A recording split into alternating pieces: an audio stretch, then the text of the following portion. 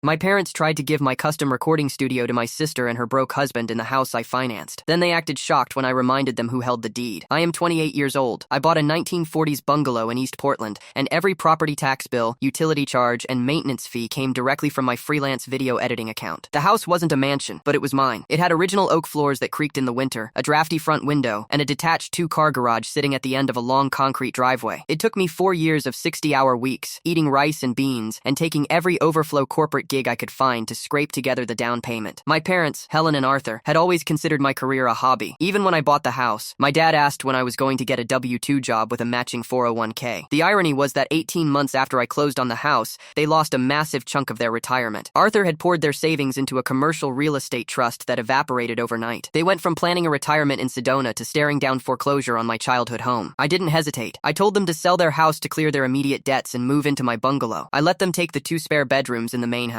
I paid the property taxes. I kept the pantry stocked. I paid the gas, the water, the electric. I never asked for a dime in rent. To make it work, I took over the detached garage and dropped $18,000 of my own cash to convert it into a soundproofed editing studio. I built floating floors. I insulated the walls with acoustic foam, hung heavy-duty drywall, and ran dedicated circuits so my rendering towers wouldn't trip the breakers in the main house. I lived out in that studio, grinding through client revisions while my parents treated the main house like their own personal retirement community. My older sister Morgan was the family visionary who always needed rescuing. Morgan and her husband Chase were perpetually launching high-end businesses that inevitably cratered. There was the artisanal dog treat bakery, the life coaching consultancy, the mobile matcha bar. Every single one ended in a slow, agonizing bankruptcy, usually bailed out by Helen and Arthur. A few months after my parents settled in, Mom casually mentioned over dinner that Morgan's latest venture, a boutique fitness center, had gone under. They're dealing with some restructuring, Helen said, aggressively cutting her chicken. They have about $45,000 in debt. They just need a place to crash for a bit. I didn't think much of it. I assumed they meant the air mattress in my unfinished basement. The basement was dry, it had a half bath, and it was perfectly fine for a temporary landing pad. 3 days later, they pulled up in a rented U-Haul. Nobody ran this by me. There was no text, no phone call, no request for permission. I stepped out of my studio to see the truck idling in my driveway, leaking oil onto the concrete. Mom was standing on the porch, waving them inside like she was the property manager. Morgan walked up the driveway and hugged me like a martyr accepting charity. She smelled like sandalwood and expensive anxiety. Chase didn't even say hello. He just stood in the middle of my backyard, hands on his hips, staring at my studio. Great footprint, Chase muttered, pointing at the structure. Commercial zoning potential. Good sightlines from the street if we cut down the hedges. I ignored him and went back to work. I figured they'd be gone in a month. I was wrong. Within a week, Morgan and Chase had completely colonized the main house. Their massive, industrial-grade cold-pressed juicer dominated my kitchen island. My imported Ethiopian coffee beans, the one luxury I afforded myself, vanished daily. The trash was constantly overflowing with their Amazon boxes. But the real issue started brewing out back. On a Tuesday evening, Morgan and Chase cornered me on the patio. I was grilling a single piece of salmon. Morgan crossed her arms. "We need to talk about space. The basement has plenty of space," I said, flipping the salmon. "We're pivoting," Morgan said, her tone dead serious. "We're launching a holistic sound bath therapy practice. We've already teased it to our remaining fitness clients." "Okay, good luck with that." Chase stepped forward. "We can't do sound bath therapy in a basement. The acoustics are terrible, and the ceiling height disrupts the vibrational frequencies. It makes sense for us to take over the studio." I actually laughed. I thought it was a joke. I looked at Morgan. She wasn't laughing. "Chase is right," she said. "Your video editing can be done on a laptop at the kitchen table. Our clients require acoustic isolation. It's already soundproofed. It's the logical move." "No," I said. Morgan scoffed. "You're being incredibly selfish. The basement is humiliating for us. We're trying to rebuild our lives. You are hoarding premium square footage," Chase added, as if he had a right to the real estate jargon. "We could generate actual revenue out there." "I generate actual revenue out there," I said, pointing the tongs at him. "That's how the electric bill gets paid. Use the basement, or find a motel." I thought that was the end of it. It wasn't. The following Thursday, a canceled client call brought me home early at 1:45 p.m. I pulled onto my street and immediately saw a massive, battered commercial junk removal truck backed all the way down my driveway. The back doors were thrown open. My stomach dropped. I threw my car into park at the curb and sprinted up the driveway. The heavy, soundproof doors of my studio were wide open. Morgan was standing in the center of the room with a clipboard. She was pointing at my $6,000 dual-monitor editing desk, instructing 2 burly guys in work shirts. "Yeah, the desk and the screens can go straight to the dump," Morgan was saying. "Just be careful not to scuff the walls on the way out. We're painting them sage green tomorrow." "Hey," I screamed. Morgan didn't blink when I ran up. She just sighed, clearly annoyed by the interruption. "What the hell are you doing?" I shoved past one of the movers. My external hard drives, containing 3 active client projects, were sitting in a plastic recycling bin near the door. "Mom gave us the green light," Morgan said calmly. "We're clearing the space for our grand opening next week. We have VIPs coming." I turned to the larger of the 2 movers. I read the name embroidered on his shirt. "Declan, if you touch that desk, I am calling the police for grand larceny. This is my house. She does not own it." I pulled my driver's license out of my wallet and shoved it in his face, then pointed to the property the address on a piece of mail sitting on my desk. Declan looked at Morgan, looked at me, and put his hands up. "Hey man, we just take the orders," he said. He whistled to his partner. "Put it down. We're out." They walked out, got in their truck, and drove off. Morgan glared at me. "You are sabotaging my future," she hissed. I locked the studio doors and marched into the main house. I found Mom in the kitchen, casually slicing a grapefruit. "Did you tell Morgan she could gut my studio?" I demanded. Helen didn't even look up. "She needs the space. You're stifling your sister's financial recovery. You can work in your bedroom." I paid $18,000 to build that room. "I pay the mortgage. I pay your water bill." Mom slammed the knife down. "Family doesn't keep a ledger. Your sister is drowning, and you're hoarding a whole building just to play on your computers." I walked out of the kitchen. I didn't say another word. That weekend, things escalated beyond delusion. I woke up on a Saturday morning, grabbed a cup of coffee, and walked into my backyard. Mom was hosting a catered networking mixer. There were at least 20 people mingling on my lawn. Local wellness influencers, yoga instructors, and people dressed in aggressively expensive linen. There was a table set up with crystal pitchers of fruit-infused water and tiny vegan appetizers. Mom was leading a group of 3 women toward my studio, gesturing proudly at the exterior. I walked over to the beverage table. I reached for a bottle of sparkling water from the cooler, a cooler I had bought. Mom stepped out of the group and slapped my hand away. It was a hard, sharp smack, like I was a trespassing stranger trying to steal from a grocery store display. She leaned in, her voice a harsh whisper. "What are you doing out here? Your negative energy is ruining the professional vibe. Go back inside and stay locked in your room until they leave." I looked at her, really looked at her. I realized in that moment that she didn't view me as her son, or as the homeowner. She viewed me as the hired help who was ruining her daughter's party. Something inside me detached. It wasn't anger. It was total, icy clarity. I didn't argue. I turned around and walked to the side of the house. I opened the gray metal electrical panel mounted on the siding. I found the main breaker for the backyard and the studio. I flipped it. The ambient meditation music pumping from Chase's Bluetooth speakers died instantly. The string lights strung across the patio went dark. A collective murmur of confusion rippled through the influencers. I walked back onto the silent patio. I had gone into my office and retrieved a file folder. I pulled out my property tax assessment and a copy of the deed. I walked straight up to Morgan, who was standing with a woman holding a flyer for the sound bath clinic. I handed one copy of the paperwork to Morgan. I handed the other copy to Arthur and Helen, who were standing frozen near the catering table. I turned to face the crowd. I didn't yell. I spoke in a clear, carrying voice. "Hi everyone, just a quick announcement. This event is over. The business you're being pitched is fraudulent. The venue belongs to me, and my sister does not have permission to be here. Please leave my property immediately." The silence was absolute. For 3 seconds, nobody moved. Then one of the influencers put her vegan slider down on the table and awkwardly power walked toward the side gate. The rest of them followed, a stampede of linen and yoga mats scrambling for the exits. Morgan's face turned completely purple. She shrieked, actually shrieked, that I was a monster. Mom started sobbing loudly, clutching her chest and wailing about public humiliation. Arthur just stared at the dirt. I didn't raise my voice. I looked at Morgan. "You have exactly 12 hours to get off my property, or I am formally reporting you to the police for attempted theft of my studio equipment." I turned to my parents. "You have until the end of the month to sign a legally binding lease for the basement space, or you can pack up and leave with her." Morgan and Chase scrambled out by midnight. They threw their juicer and their clothes into trash bags and peeled out of the driveway. My parents barely lasted a week. They couldn't handle the boundary. They chose their golden child, packed their things, and moved into a cramped 2-bedroom apartment near the airport with Morgan and Chase. I changed every lock on the property. I installed high-definition exterior cameras. I went back to work. For a few months, the only sound in my backyard was the quiet I paid for. I thought I had won. I thought the bleeding had stopped. Then, this morning, a certified letter arrived. I had to sign for it at the front door. The return address belonged to a law firm downtown, Aldrich and Wyndham, real estate litigation. I didn't recognize the names. I opened the heavy parchment envelope at my kitchen island. Inside was a single cover letter from an attorney named Griffin Aldrich, attached to a copy of a notarized deed amendment. I read the document 3 times because my brain refused to process the words. It was an official filing with the county clerk. My parents had attempted to add Morgan's name to my property title as a joint tenant with right of survivorship. The filing date printed at the top of the stamp was exactly 4 days after I let my parents move into the house. I stared at the signatures at the bottom of the page. There was Helen's signature, Arthur's signature, and then, right below them, was my signature, except I had never signed it. Beside the forged signatures was the official stamp of a licensed notary public. The name on the stamp was Paige Calloway. My chest tightened. The air in the kitchen suddenly felt too thin to breathe. I pulled out my phone and searched Paige Calloway. Her LinkedIn profile popped up instantly. She was the former studio manager at Morgan's bankrupt boutique fitness center. I dialed the phone number listed on the letterhead for Griffin Aldrich. The receptionist put me on hold for 10 agonizing minutes of classical music before a man with a smooth, completely unbothered voice picked up. "Griffin Aldrich, this is my house," I said, my voice shaking. "I just received your letter. My parents do not own this property. They never had the right to amend the deed. That signature is a forgery." There was a long pause on the other end of the line. I heard the faint clicking of a mouse. "I understand this is stressful," Aldrich said slowly. "However, the deed amendment was recorded with the county 8 months ago. My firm represents your sister Morgan. We are not contacting you about the title itself." "Then what the hell is this letter?" "We are legally obligated to notify all parties on the title of a pending encumbrance," Aldrich said, his voice dropping into a flat, clinical register. "Your sister used her equity in the property to secure a small business business loan 3 weeks ago. The lender is placing a lien on the house tomorrow. How much? I asked, the phone suddenly feeling heavy and slick in my hand. I am not at liberty to discuss the exact terms of my client's financing, Aldrich replied, his tone polite but entirely walled off. But the encumbrance is substantial enough to warrant a formal notice. I strongly suggest you contact your sister directly to discuss the repayment schedule. Have a good afternoon. He hung up before I could say another word. I stood in my kitchen for a long time, listening to the hum of the refrigerator. The sunlight coming through the drafty front window felt entirely wrong, like it was illuminating someone else's life. I didn't call Morgan. I knew exactly how that conversation would go. She would cry. She would deflect. She would tell me about vibrations and energy and how family supports family. I needed facts, not her weaponized victimhood. I sat down at my laptop and started searching for real estate fraud attorneys in Portland. I needed someone who didn't care about family dynamics. I found Soren Keating. His website looked like it was built in 2008, all dense text and no stock photos of smiling people shaking hands. I called the number, expecting a receptionist. Soren answered on the second ring. I gave him the 30-second version. He told me to email him the deed amendment and come to his office in an hour. Soren's office was tucked into a strip mall next to a commercial paint supplier. The air inside smelled like old paper and burnt coffee. Soren was in his 50s, wearing a wrinkled button-down shirt, staring at a massive monitor. He didn't offer to shake my hand. He just pointed to the chair across from his desk. It's a clean forgery, Soren said, tapping a pen against his desk. He had a printed copy of the deed I'd emailed him. The problem is the notary stamp, Paige Calloway. Because she affixed her official state seal to this document, the county clerk accepted it as gospel. To the state of Oregon, your sister owns half your house. But I can prove I wasn't there, I said. I can pull my Google location data. I was editing a video for a tech firm that entire day. I have time-stamped file saves. Soren sighed. That's great for a trial. But right now, you aren't in a trial. You're in a blender. Morgan used this forged deed to go to a hard money lender, not a traditional bank. They would have required an in-person appraisal and title insurance. She went to a private equity lender who issues high-interest loans based purely on paper equity. They don't care if the borrower is a dog, as long as the dog has a name on a deed. How do we stop the lien? We don't, Soren said bluntly. It's getting recorded tomorrow. To get it removed, we have to file a quiet title action and sue your sister, your parents, the notary, and the lender for fraud. It will take at least 8 months, probably a year. And in the meantime, your house is underwater. If Morgan defaults on her loan payments, and let's be honest, she will, the lender can initiate foreclosure on the property. Both of your names are on it now. They can force a sale to get their money back. I felt a cold sweat break out across my neck. I had poured everything I had into that house. The late nights, the skipped vacations, the grocery math. Morgan hadn't just tried to take my backyard. She had reached into the foundation of my life and ripped the copper wire out of the walls. I need to make a stop, I told Soren, standing up. Draft whatever you need to draft. I don't care what it costs. I drove straight to the apartment complex near the airport. It was a bleak, 3-story building wrapped in gray vinyl siding. The constant roar of commercial jets taking off made the air vibrate. I found Unit 214 and pounded on the metal door. I didn't wait long. The door unlocked, and my father, Arthur, stood there. He looked 10 years older than the last time I saw him on my patio. His shoulders slumped, and he was wearing a stained undershirt. He looked past me, into the hallway, as if expecting the police. Where is she? I asked, stepping forward. Arthur instinctively stepped back, letting me into the apartment. It was claustrophobic. The air was thick with the smell of cheap microwave meals and unwashed laundry. Morgan and Chase's massive juicer